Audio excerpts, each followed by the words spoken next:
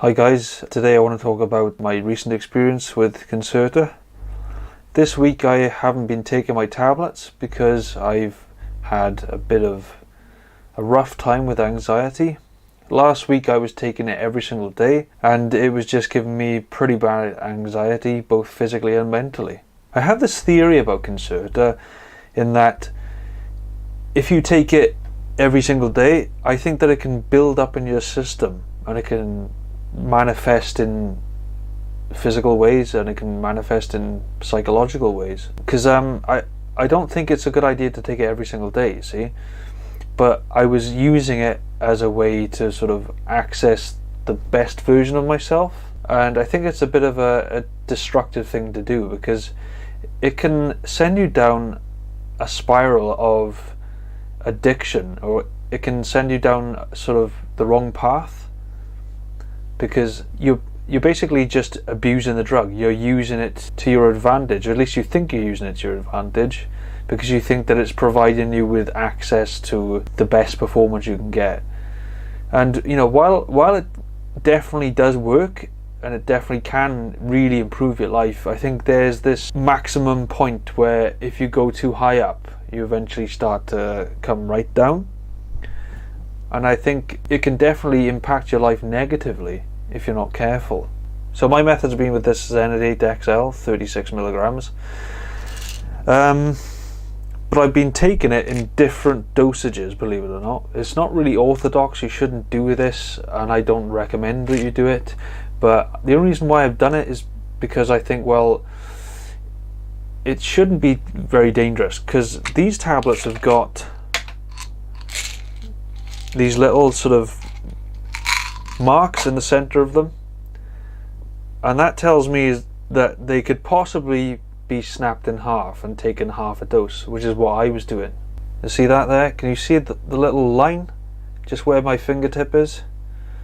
Well, I was snapping those in half, and on certain days I wanted the full effect, so I just took the full dose like that, the 36. But then on other days I thought, well, maybe I can have half the dose, so I was just snapping them in half like that. So I've got two little, effectively 18 milligram tablets there. So that's what I was doing. I was using them, tailoring it to my week, or depending on what I wanted to do. Certain days, I think if I wanted my full intellectual capacity to be met, I was taking the full dose. But then on other days when I didn't need it, I was taking half the dose. Whereas I think that's where the problem lies, is if you take it on a daily basis, I think that it can actually build up in your system and it can manifest as anxiety. This is especially risky if you're the sort of person who has an addictive personality. Like, I am not really that kind of person, but I've definitely experienced bits of it in my life. Like when I was younger, I used to be quite known for being drunk, you know, the most drunk out of everyone, and that's because alcohol gives me a hell of a buzz. You know, I get a kick out of it, and even to this day I still struggle a bit with knowing when to stop. When I was younger I was a lot worse, but now we're not so bad because I don't really buy it much these days, and if I do, I usually just have 1 or 2 bottles of beer or something like that. So I've learned to manage that, but really I'm surprised I've never developed a full-blown addiction to anything.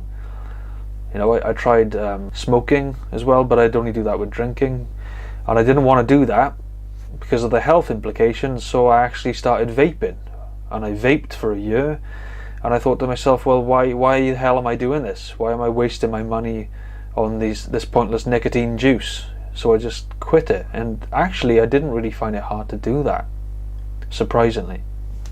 It took about a week to get off it, but then the symptoms were no longer. The main thing for me was avoiding triggers, like going out. So that's why I don't really go out partying anymore. I just, you know, I go to like the pub for just a game of pool and maybe a couple of beers, and that's it. I'll have maybe 1 pint and drive home, so then I have no choice but to limit how much I drink. But I definitely had moments where I thought to myself in the past, maybe I'm an alcoholic, maybe I have a real issue that I need to go and sort out with a professional. But you know, I've tried drugs as well in the past. You know, I've done quite hard drugs now and again on the rare occasion, and I've done things like marijuana, but I never really got hooked on any of it. I never really cared. I think it was because a lot of the times I'm just too scared to really get into something like that, because I know the dangers of it, so I just I stop it as soon as I can. But I think, this Concerta is definitely something that can be abused. Even if you're not intending to abuse it, you can actually end up abusing it without realizing. I think the main problem is that I was mixing it with coffee, because I like to have my coffee. I love coffee, big fan, and I've actually started making my own, as in buying the coffee beans, grounding it and putting it in a French press. I do that every morning. I have 1 cup a day. That's my treat. But I had this habit of having multiple cups of coffee a day, and it's no wonder that I've had anxiety issues and tension headaches, things like that. No wonder. So if you're going to combine other stimulants like coffee with this, you really better watch out. You better limit it, because I know from experience that it's going to make your anxiety 10 times worse. Withdrawal. This is quite a big one as well. Because this week I've gone unplugged, I haven't had any Concerta at all. I have noticed in the first few days I was pretty bad. If you come off this, you're likely to notice some nasty side effects, such as tiredness, depression. Maybe not depression, but you can at least feel down in the dumps and unmotivated, because you're basically coming off this stimulant and your brain is withdrawing from it. Your brain is craving it, so you build up this really unnaturally high level of serotonin in your brain, and then when you take that away cold turkey, if you just stop suddenly like that, you're really going to notice the things like what I've just said, the tiredness and the lack of motivation and the low mood. It's definitely can mess with you. I'm just looking at a website here about addiction and Concerta. Withdrawal from Concerta is similar to that of cocaine, but not as serious. Symptoms that manifest during this stage are also similar to those in withdrawal from other stimulants such as amphetamine, methamphetamine, Adderall and Ritalin. Without proper care, permanent damage, mostly psychological in nature, can occur. The best way to undergo withdrawal from a drug as dangerous as Concerta is via medical supervision. This is because attempting to quit in the wrong manner can result in severe health complications. For example, quitting cold turkey can trigger a rapid onset of withdrawal symptoms, which can have damaging consequences. This is why it's never advised to go through withdrawal on your own, as you won't have the expertise to taper yourself off the drug in the right manner. I think this is a good point, because I think next time that I want to stop using or have a break, I will actually taper off. I'm going to just, go down in the dose and then try to maybe replace with caffeine a bit and then stop. Types of Concerta withdrawal. Withdrawal comes in different stages, and you will experience them uniquely, according to your level of addiction and personal circumstances. Symptoms of withdrawal include psychological and physical effects, which occur as a result of the drug's interaction with the brain and central nervous system. Duration of Concerta withdrawal. Concerta has a very short half-life, and symptoms may begin to manifest a couple of hours after your last dose. In general, you will experience the onset of withdrawal within the first 24 hours.